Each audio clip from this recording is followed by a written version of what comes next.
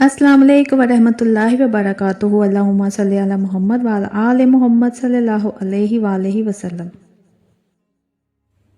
दुरूद शरीफ और इस्तग़फ़ार को अपनी ज़िंदगी का हिस्सा बना लेना चाहिए। रोज़ाना एक मुकर्रर तादाद तय कर लें और फिर आहिस्ता आहिस्ता इसमें इजाफा करते रहें, क्योंकि दुरूद इब्राहिमी ऐसी मुबारक दुआ है जो खुद नमाज का हिस्सा है और जिसे हम हर रोज़ कई मरतबा पढ़ते हैं। अगर कोई परेशानी अचानक आ जाए, कोई दुश्मन तंग करे, घर का माहौल ख़राब हो या दिल बेसुकून हो जाए, तो दुरूद इब्राहिमी की कसरत इंसान के हालात बदल देती है। गिन कर पढ़ें, नियत बांध कर पढ़ें, खुले दिल से पढ़ें, बावजू या बेवजू, जिस तरह सहूलत हो पढ़ते रहें। लेकिन अगर कोई मामला बहुत नाजुक हो, दिल पर बोझ हो और फौरी मददगार हो, तो फिर हाथ तवज्जो और यकसोई के साथ पढ़ें और इसका हदिया भी करें। एक बहन जो सोशल मीडिया के एक दीनी ग्रुप में शामिल है, अक्सर अपने तजर्बात शेयर करती रहती हैं। वो नहायत खलूस से दुरूद इब्राहिमी पढ़ती हैं और दूसरों को भी इसकी तरगीब देती हैं। उन्होंने एक अजीब वाक़या सुनाया कि मैं ऑनलाइन कुरान पाक की तफसीर और अरबी ज़ुबान सीख रही थी ताकि जब तलावत करूं तो समझ भी सकूं। रोज़ाना एक मुकर्रर वक्त पर मेरी क्लास होती थी।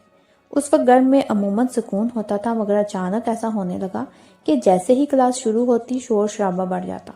पड़ोस में बच्चे चीखने लगते, कभी दरवाजे पर गैर ज़रूरी दस्तक, कभी कोई और रुकावट। हालांकि बाकी दिन खामोशी रहती थी। मैं समझ गई कि ये महज इत्तेफाक नहीं, कुछ लोग हसद की वजह से जानबूझकर हलट डाल रहे हैं।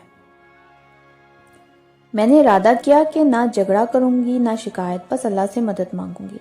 फिर मैंने एक तरतीब बनाई। हर रोज़ पहले एक तस्बीह इस्तग़फ़ार की पढ़ती, उसके बाद 41 मरतबा दुरूद इब्राहिमी नहायत तवज्जो और दिल की हाजिरी के साथ पढ़ती। पढ़ने के बाद हुजूर नबी करीम सल्लल्लाहु अलैहि वसल्लम की बारगाह में हदिया करती। अहले बैत, इत्तहार, सहाबा कराम, बुजुर्गाने दीन और तमाम उम्मत को हदिया करती और खास तौर पर उन लोगों का नाम लेकर हदिया करती जो मुझे परेशान कर रहे थे। मैं दुआ करती कि या अल्लाह उनके दिलों में नरमी डाल दे, उन्हें हदायत दे और हमारे लिए आसानी पैदा फरमा। चंद ही दिन गुजरे थे कि सूरत हाल बदलने लगी। वही लोग जो शोर करते थे अचानक खामोश हो गए। बच्चों के खेलने का वक्त बदल गया। दरवाजे पर बेजा दस्तकें बंद हो गईं। मेरी क्लास सुकून से होने लगी।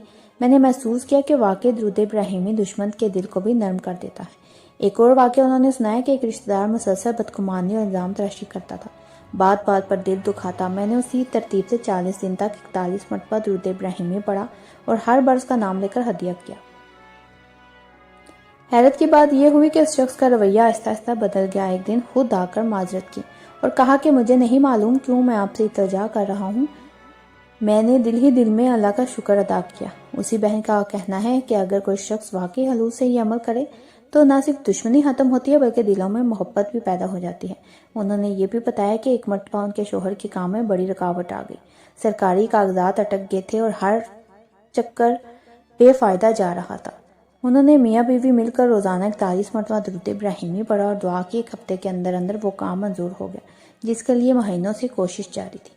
वो कहती हैं कि दुरूद इब्राहिमी की सबसे बड़ी खूबी यह है कि ये इंसान के अंदर का खौफ ख़त्म कर देता है, दिल में यकीन पैदा करता है कि मेरा मामला अल्लाह के सुपुर्द है। जब बंदा ये यकीन ले कर पढ़ता है तो उसकी दुआ रद्द नहीं होती। कई लोगों ने इस तरतीब को अपनाया और बताया कि घरेलू झगड़े ख़त्म हुए, बच्चों की जिद कम हुई, बीमार को शिफा मिली। हत्ता के बाज़ ने बताया कि अदालत का केस जो सालों से चल रहा था अचानक फैसला उनके हक में हो गया।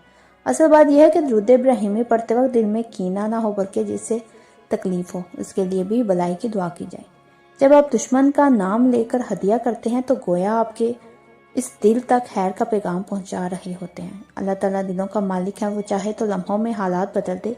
इसलिए अगर आपकी ज़िंदगी में भी कोई ऐसा शख्स है जो आपको तंग करता है, आपके काम में रुकावट बनता है या आपके खिलाफ साजिश करता है, तो आप ये मामूल बना लें। पहले इस्तग़फ़ार, फिर 41 मरतबा दुरूद इब्राहिमी पूरी तवज्जो से, इसके बाद हदिया और फिर दुआ। इंशाअल्लाह चंद दिनों में आप खुद फ़र्क महसूस करेंगे। सुकून उतरेगा, दुश्मनी कम होगी, दुआ कबूल होगी।